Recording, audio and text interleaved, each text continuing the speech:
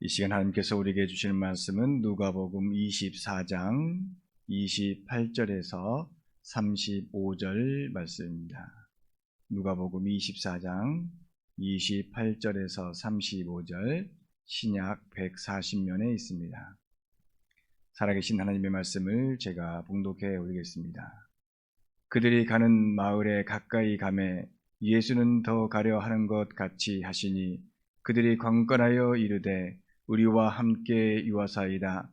때가 저물어 가고 날이 이미 기울였나이다 하니 이에 그들과 함께 유하러 들어가시니라.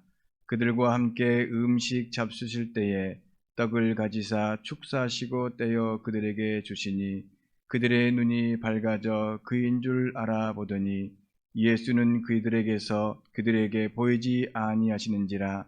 그들이 서로 말하되 길에서 우리에게 말씀하시고 우리에게 성경을 풀어주실 때에 우리 속에서 마음이 뜨겁지 아니하더냐 하고 곧 그때로 일어나 예루살렘으로 돌아가 보니 11 제자 및 그들과 함께한 자들이 모여 있어 말하기를 주께서 과연 살아나셨고 시몬에게 보이셨다 하는지라. 두 사람도 길에서 된 일과 예수께서 떡을 떼심으로 자기들에게 알려주신 것을 말하더라. 아멘. 하나님 감사합니다. 예배합니다. 주님께 영광을 돌립니다. 주님과 함께하게 하여 주시옵소서. 이 시간 하나님의 말씀을 듣고 서로 깨닫는, 하나님의 은혜를 깨닫는 이 시간 되게 하여 주시옵소서. 예수님의 이름으로 기도하옵나이다. 아멘. 예수님의 제자들은 예수님의 죽음 이후에 뿔뿔이 흩어졌습니다. 그들의 중심에 있던 예수님이 사라져버리기 때문에 길 잃은 어린 양처럼 이리저리 흩어져 가고 말았습니다. 또 어쩌면 앞으로 있을 모를 이 박해 때문에 그들은 흩어져 버렸습니다. 너무나 큰 절망 가운데에서 모두 다 방황을 했던 것이죠. 부활하신 예수님을 찾지도 만나지도 못했던 것입니다. 그래서 오늘 본문에 등장한 이 두 사람, 이제 앞에 17절부터 쭉 이어지는 이야기인데요. 그때 보면 이 두 사람이 등장하는데 그 혼란 가운데에서 이들도 예루살렘에 있다가 제자들과 함께 있다가 그곳을 떠나서 엠마오로 내려오게 되었던 것이죠. 이게 엠마오까지 거리가 25리 혹은 30리 이렇게 기록되어져 있는데 한 10km 정도 떨어져 있는 그곳으로 향해 갔습니다. 그 사람이 두 사람이 걷는 그 길이 아마 힘이 없이 터벅터벅 걸어가는 그 길, 그러면서 예수님에 대한 이야기를 주고받으면서 궁금해하면서 어떻게 된 일인가 이렇게 살피는 그 가운데에서 예수님께서 그들에게 나타나셔서 그들에게 말을 걸었습니다. 둘이 이렇게 길을 걷고 있는데 예수님이 불쑥 나타나셔서 야, 너희들 지금 무슨 이야기를 하고 있느냐? 이렇게 물었던 것이죠. 그때 그 두 사람은 예루살렘에서 있었던 예수님에 대한 이야기를 당신은 알지 못하느냐? 이러면서 예수님에 대한 이야기를 쫙 해주고 있는 거죠. 그러니까 예수님을 예수님으로 알아보지 못한 채 예수님에 대한 이야기를 하고 있는 거죠. 그런 것과 똑같은 이야기죠.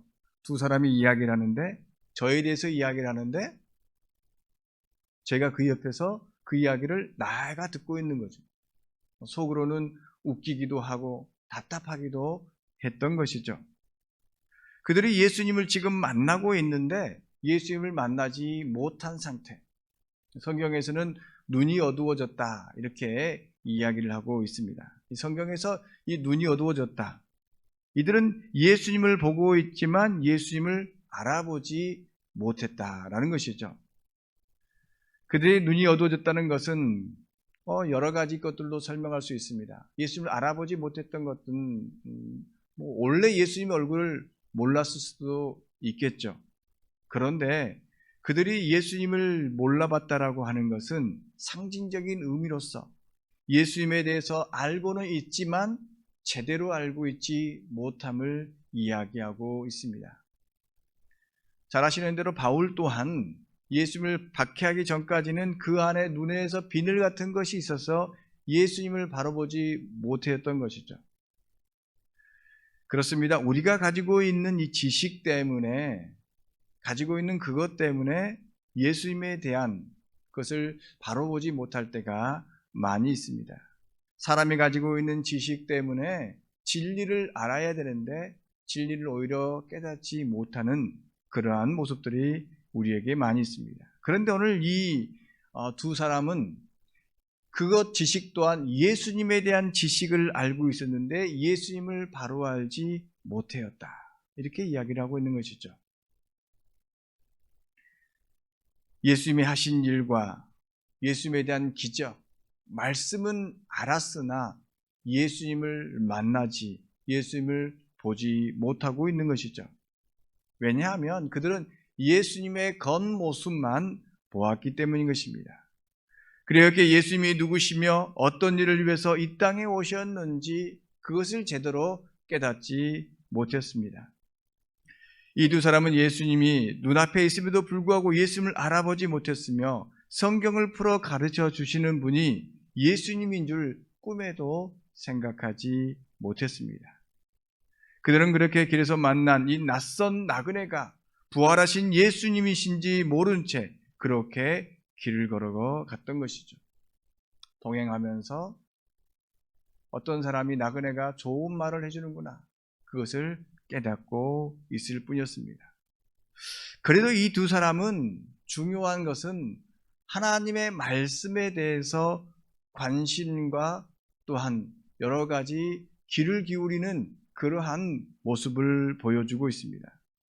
이 두 사람은 눈이 어두웠지만 말씀에 대한 열정이 있었다라고 하는 것이죠.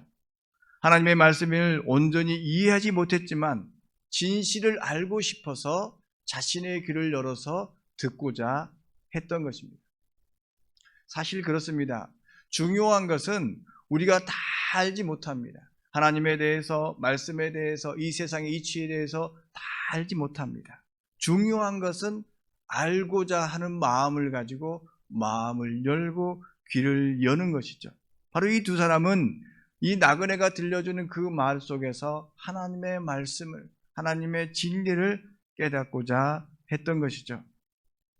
그들은 예수님의 평가처럼 하나님에 대한 지혜가 부족해서 더디 믿는 사람이었지만 말씀이 궁금해서 말씀을 더 듣고 싶어서 하나님의 가르침을, 예수님의 가르침을 받았던 것이죠. 이 두 사람은 예루살렘에서 엠마오로 내려가는 그 길에서 예수님의 가르침 속에서 마음이 뜨거워지는 성령의 역사가, 영이 새로워지는 역사를 경험하게 되었던 것이죠. 예수님께서 들려주시는 그 말씀이 지금 당장은 아니었지만 시간이 지남에 따라서 또한 그것이 예수님을 만나는 그 순간 속에서 제대로 알게 되었던 것이죠. 이처럼 말씀을 찾고 말씀을 이해하고 받아들이려고 하는 그에게 예수님은 그들과 동행해 주셨으며 만나 주셨다라고 하는 것이죠. 오늘 우리가 예수님의 동행하심, 이 뜨거운 성령의 역사를 바란다면 하나님의 말씀을 생각해야 합니다. 하나님의 말씀을 받아들여야 합니다. 하나님의 말씀을 곰곰이 생각하고 그 의미를 찾고 우리의 삶에서 실천할 때 우리는 거듭난 삶을 살 수가 있는 것이죠. 변화된 삶을 살 수가 있는 것입니다. 이 두 사람은 이렇게 말씀을 듣고자 했을 뿐만 아니라 나그네를 집으로 초대하는 그러한 신앙을 가졌습니다. 이 두 사람은 그래서 말씀을 머리로만 믿는 사람이 아니었습니다. 이들은 말씀을 실천하는 사람이었습니다. 예수님과 이 두 사람이 엠마오에 도착했을 때 예수님은 더 멀리 가는 척 했다, 이렇게 기록을 하고 있습니다.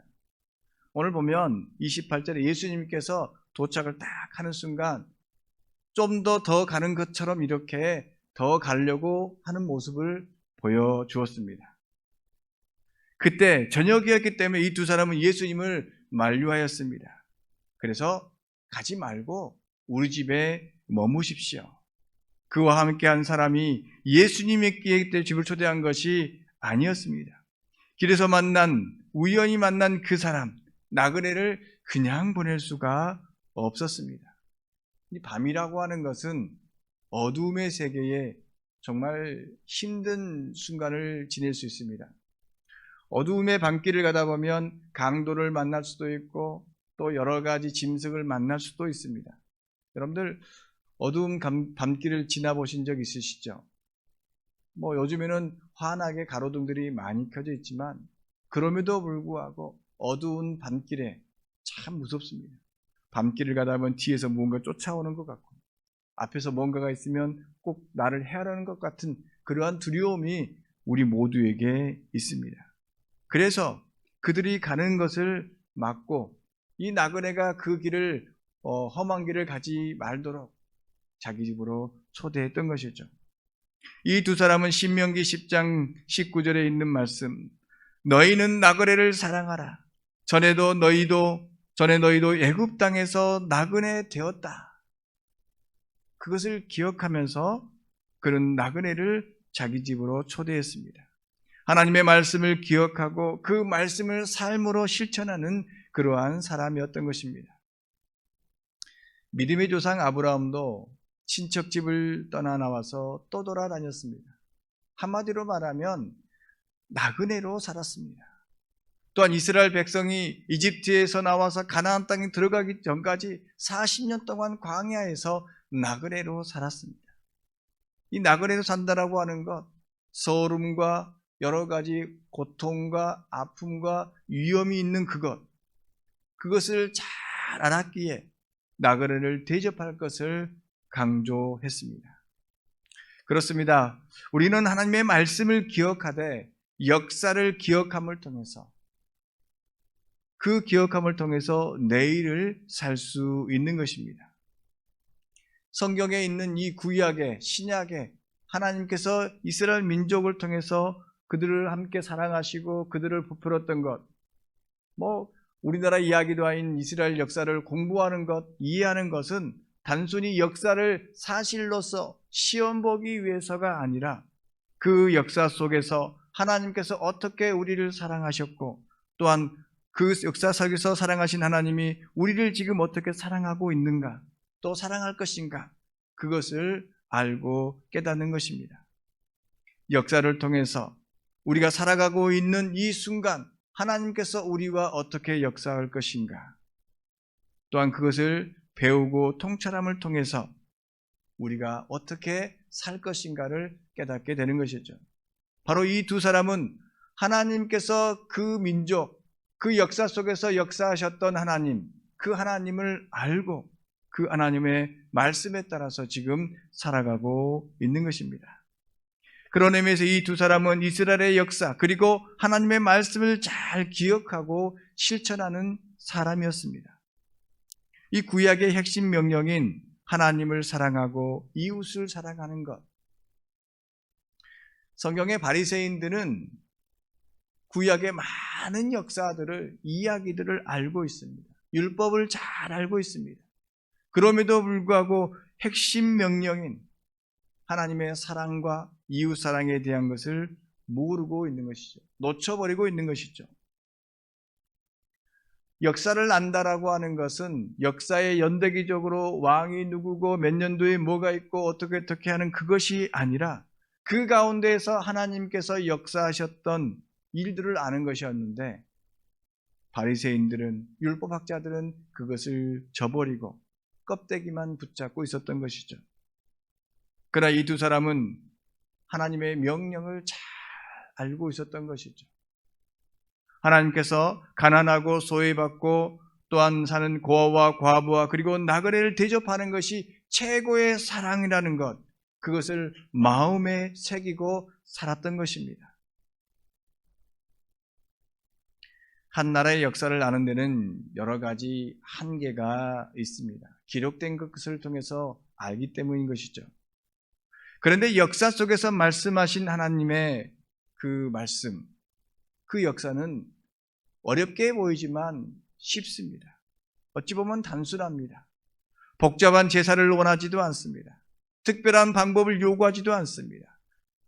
불쌍한 이웃을 향해서 손을 내미는 것, 그리고 자신이 가지고 있는 것으로 나눌 수 있는 것, 그것을 말씀하고 있습니다. 하나님은 그런 사랑을 말씀하시고 그런 사랑을 원하십니다. 내 위에 있는 제사를 일일이 하나도 틀리지 않고 그것을 지내는 것을 원하는 것이 아니라 사랑하는 마음을 가지고 살기를 바라셨던 것이죠. 너무나 쉽습니다. 하지만요, 말씀대로 사는 길은 그렇게 또 쉬운 일이 아닙니다. 몰라서 못하기도 하고 알면서도 못하기도 합니다.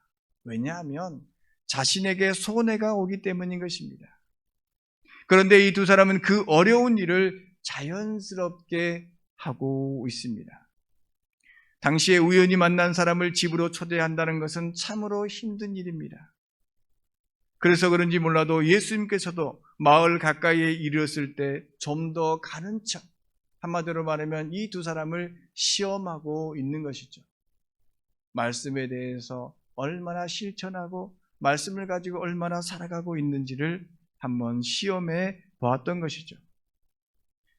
다행히도 이 두 사람은 이 시험을 쉽게 통과하고 있습니다. 가려고 하는 사람을 붙잡아서 가지 말라고, 우리 집에 머물라고 이야기를 하고 있는 것이죠. 비록 말씀을 더디게 이해했을지라도 알고 있는 말씀을 실천하는 데 있어서 이들은 과감했던 것이죠. 자연스럽게 그리고 적극적으로 나그네를 대접하고 하나님의 말씀을 실천했던 것입니다. 자신이 알고 있는 대로 말씀을 실천했습니다. 나그네가 길을 가고자 할 때 그냥 보내도 누구라도 뭐라 하지 않습니다. 나그네는 나그네 길을 가게 되고 또 자신은 자신의 삶을 살면 됩니다. 그렇게 헤어질 수 있습니다. 그러나 이 두 사람은 하나님의 말씀대로 사랑을 베풀었습니다. 말씀을 지키는 사람이었던 것입니다. 이렇게 두 사람은 아무도 모르는 사이에 그렇게 예수님을 대접하는 영광이 그들 가운데 있었습니다. 그들과 대화한 사람이 어떤 사람인 줄 전혀 모른 채 그저 지나가는 나그네를 대접함을 통해서 예수님을 만나고 예수님을 대접하는 그러한 영광을 얻게 되었던 것입니다. 구약에서도 이 아브라함의 조카가 나그네를 대접했습니다. 아브라함의 조카는 바로 이 소돔과 고모라 땅에서 살았는데, 이 소돔과 고모라 땅은 여러분들이 잘 아시는 대로 불로 심판을 받은 그러한 곳입니다. 이 소돔 땅이 심판을 받을 때 구원받은 이 조카 롯은 왜 구원을 받았느냐? 물론 그의 삶이 여러 가지로 의인의 삶의 모습을 보였지만 가장 중요한 시험을 통과했기 때문인 것입니다. 그것은 바로 지나가던 나그네를 대접했기 때문인 것입니다. 지나가는 나그네를 대접할 뿐만 아니라 소돔과 고모라 사람들이 그 나그네를 대접하지 않고 멸시하고 무시할 때 오히려 보호했기 때문인 것입니다. 소돔에 살던 이 롯은 소돔 사람과 전혀 다른 삶, 나그네를 대접하고 불쌍한 사람을 돕는 그러한 사람이었던 것입니다. 그 나그네는 하나님이 보낸 천사였지만 롯은 알지 못했습니다.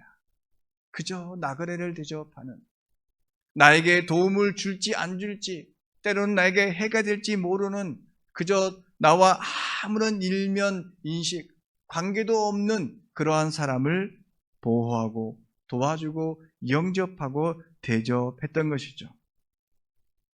롯은 그가 어떤 사람인지 상관하지 않았습니다.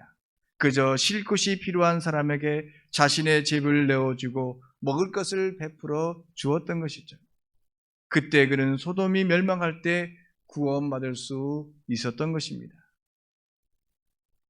우리가 그 부분을 읽을 때 참 이상하게 생각해야 될 부분이 한 군데가 있는데, 그것은 뭐냐면 소돔이 멸망할 거라는 소식은 아브라함이 먼저 들었습니다. 그래서 아브라함이 여기에 의인이 50명이 있으면, 아니 45명이 있으면, 40명이 있으면, 30명이 있으면, 20명이 있으면, 10명이 있으면 구원해 주실 것입니까? 이렇게 계속 이야기했던 것이죠. 이미 아브라함은 소돔과 고모라 땅이 멸망할 것을 알았던 것입니다. 그러면 어떻게 해야 될까요? 저 같으면 조카가 그곳에 있으니까 사람을 빨리 보내어서 그 조카 롯을 빨리 그곳에서 나오게 해야 할 것인데, 아브라함은 아무런 행동을 취하지 않습니다. 사람을 보내지 않습니다. 그저 롯이 살던 대로 그대로 내버려 둡니다.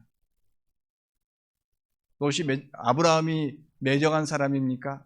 롯이 죽기를 바라는 마음으로 그저 이 롯을 구원하는데 머뭇거린 사람이 결코 아닌 것입니다. 이는 아브라함이 조카 롯을 사랑하지 않아서가 아니라 이 롯의 믿음, 행동을 잘 알았기 때문에 하나님께서 롯을 구원하실 거라는 그 믿음이 그에게 있었던 것입니다. 롯은 그렇게 아브라함이 아닌 나그네를 대접함으로 롯의 믿음을 통해서 구원을 받았던 것입니다. 그렇습니다. 오늘 본문에 등장한 이 두 사람도 나그네로 보이는, 나그네의 삶을 살아가는 예수님을 대접함으로써 그들의 눈이 열렸습니다. 그들이 이 낯선 나그네를 집으로 초대하여 대접함으로 예수님을 알아보게 되었고, 결과적으로 예수님을 만나게 되었던 것입니다. 예수님을 만나는 그러한 은혜를 입게 되었던 것입니다. 구원받는 사람으로 거듭나게 되었던 것입니다. 아무도 모르는 사이에 나그네를 대접하여서 하나님의 사람이 되었던 것입니다. 만약 나그네를 자기의 집으로 들이지 않았다면 부활하신 예수님을 만났지만 만나지 못한 사람으로 기억될 것입니다. 예수님은 마태복음 25장에서 심판의 모습, 마지막 심판의 모습을 비유로 말씀하십니다. 이 마지막 심판의 때에서는 염소와 양과 염소를 구분할 것인데, 그 구분의 기준이 바로 나그네를, 불쌍한 사람을 대접하는 것이었습니다. 구원받은 이들에게 말씀하십니다. 너희는 내가 줄일 때에 내게 먹을 것을 주었고, 목마를 때에 마실 것을 주었으며, 나그네로 있을 때에 영접하였고, 헐벗을 때에 입을 것을 주었고, 병들었을 때에 돌봐 주었고, 감옥에 갇혀 있을 때에 찾아 주었다. 이 의인들에게, 구원받은 자들에게 이렇게 말씀하셨습니다. 그때 의인들은 이렇게 물었습니다. 주님, 언제 우리가 주님을 그렇게 대접했습니까? 우리는 주님을 대접한 적이 없습니다. 그때 주님께서는 말씀하셨습니다. 너희가 여기에 있는 내 형제 자매 가운데 지극히 보잘것없는 하나에게 한 것이 곧 내게 한 것이다. 그렇습니다. 우리가 알지 못하는 사이에 대접하고 섬기는 모든 것들, 모든 사람들이 바로 예수님께 한 것이고 예수님을 위한 것이라는 그 사실인 것입니다. 반면 심판받은 이들에게 말씀하셨습니다. 너희는 내가 줄일 때에 내게 먹을 것을 주지 않았고, 목마를 때에 마실 것을 주지 않았고, 나그네로 있을 때에 영접하지 않았고, 헐벗을 때에 입을 것을 주지 않았고, 병들었을 때에 입을 것을 주지 않았고, 감옥에 갇혀 있을 때에 찾아주지 않았다. 그때 그들은 이렇게 말합니다. 주님, 언제 주님께서 우리에게 찾아오셨습니까? 그때 주님께서 말씀하셨습니다. 여기에 있는 사람 가운데 지극히 보잘것없는 사람 하나에게 하지 않는 것이 곧 내게 하지 않는 것이다. 예수님의 이 비유는 곧 우리의 이웃을 돌보고 나그네를 대접하는 것이 곧 예수님을 대접하는 것과 같다라는 것을 말해주고 있는 것입니다. 이것은 하나님을 사랑하는 것이 이웃을 사랑하는 것이고, 이웃을 사랑하는 것이 곧 하나님을 사랑하는 것과 같다라는 예수님의 말씀인 것입니다. 오늘 이 두 사람도 지나가던 나그네를 대접함으로 눈이 열렸습니다. 예수님을 대접하여서 눈이 열린 것이 아니라 나그네를 대접함으로써 그들의 눈이 열렸습니다. 나그네를 대접함으로 성령으로 거듭난 하나님의 사람이 되었던 것입니다. 그러므로 예수님을 만나기 위해서는 나그네를 대접해야 합니다. 예수님을 만나기 위해서는 말씀이 이끄는 대로 삶을 살아야 하는 것입니다.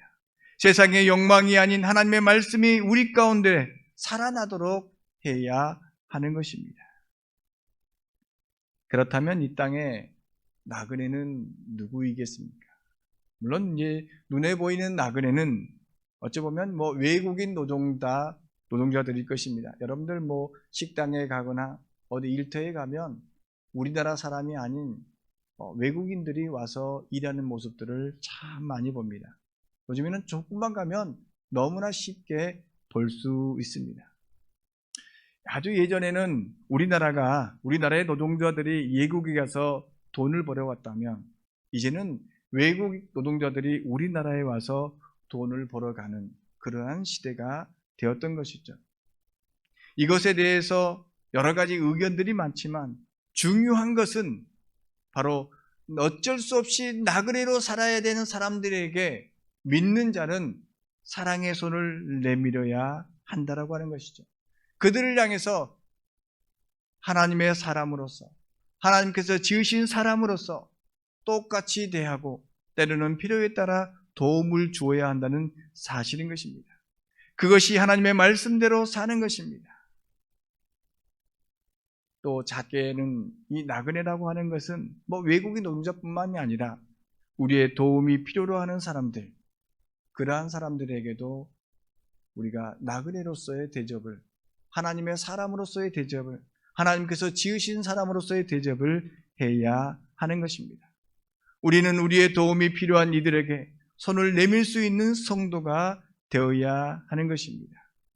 그렇게 하나님의 말씀을 듣고 말씀대로 살아가는 이들에게 우리 주님께서는 성만찬의 은혜를 베푸십니다.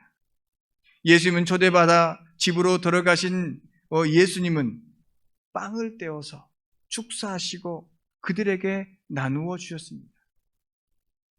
성만찬의 모습인 것입니다. 예수님께서 죽기 전에 성만찬을 베푸신 것처럼 부활하신 후에 자신을 나그네를 대접하는 이들을 향해서 성만찬을 베풀어 주신 것입니다. 나그네를 섬기는 이곳에 부활하신 예수님이 계신다는 것을 가르쳐주고 있는 것입니다. 예수님의 살과 피를 먹고 마시는 것은 바로 예수님의 삶을 우리도 살겠다는 다짐과도 같은 것이죠. 예수님이 이 땅에 오셔서 병든 자를 돌보고 먹을 것이 없는 이들에게 먹을 것을 주듯이 성만찬에 참여한 이들은 예수님의 삶을 살아라, 예수님의 삶을 사는 이들에게 그 성찬을 베푸시고 또한 먹는 이들에게 더욱 살라라고 말씀하고 있는 것입니다. 여러분, 믿음이 무엇이겠습니까? 믿음. 이 믿음은 곧 하나님의 말씀대로 사는 것이며 예수님의 삶을 우리의 삶의 자리에서 살아가는 것이죠. 이것이 믿음인 것입니다. 내 입으로 믿습니다를 수천 번, 수만 번 반복하지만 하나님의 말씀대로 살지 않거나 예수님의 삶이 내 가운데 없으면 그것은 믿음이 없는 것입니다. 그러므로 믿음과 행함은 하나인 것입니다. 좀 더 낮은 자리에서 힘없고 부족한 이들을 향해서 손을 내미는 것, 그것이 예수님의 삶이었습니다. 높은 보좌 위에서 우리를 위해서 이 땅에 내려오셔서 낮고 천한 이곳에 오셔서 우리를 위해서 십자가에 못 박히신 것처럼 우리가 예수님을 믿는다면 우리보다 좀 더 낮은 사람을 향해서 우리가 손을 내미는 것이 바로 믿음인 것입니다. 그곳에서 우리는 부활하신 주님을 만나게 되는 것입니다.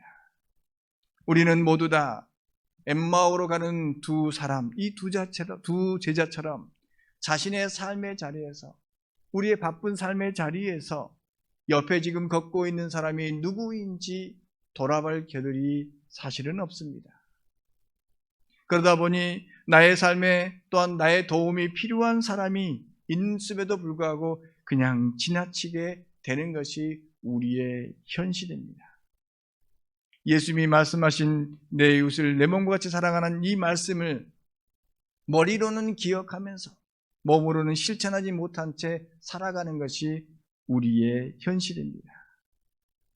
또한 나와 함께 길을 가는 사람이 누구인지, 어떠한 상태인지 전혀 관심에 두지 못한 채 살아갈 수밖에 없습니다. 그럼에도 불구하고 부활하신 주님께서는 우리에게 오늘 또 말씀하십니다. 너와 함께 걷는 이 나그네를, 힘없고 도움이 필요한 사람을 돌아보라, 이렇게 말씀하고 있습니다. 사랑하는 성도 여러분, 바쁜 생활 속에서도 나와 함께 걷고 있는 우리들의 이웃을 향해서 한 번쯤 고개를 돌려 보기 바랍니다. 그리고 그들이 걷는 그 길이 힘들다면 우리가 도움의 손을 내밀 수 있는 믿음의 백성들이 되기를 바랍니다. 거기에 부활하신 예수님을 만날 수 있는 커다란 부활의 은혜와 기적과 기쁨이 넘쳐나게 될 것입니다. 하나님 감사합니다. 오늘 또 우리에게 말씀하여 주시고 우리가 걷는 이 길에 나그네 되었을 때 우리와 함께하여 주시고 우리에게 생명을 부어주신 주님을 이 시간 기억하며 주님 앞에 나옵니다. 우리의 삶의 자리에 찾아오신 주님, 하나님의 말씀대로 살아가는 믿음의 백성들이 되게 하여 주시옵소서. 나그네를 대접함으로, 없는 자를, 부족한 자를 대접함으로 하나님의 뜻을 이루어가는 믿음의 백성들이 되게 하여 주시옵소서. 힘들어하는 이웃을 향해서 눈을 돌리며 그들을 바라보며 그들에게 나누어줄 수 있는 믿음의 역사가 또한 삶의 풍족함이 있게 하여 주시옵소서. 이 어려운 시기에 더 함께 길을 손잡고 길을 걸어가는 믿음의 백성들 다 되게 하여 주시옵소서. 예수님의 이름으로 기도하옵나이다. 아멘.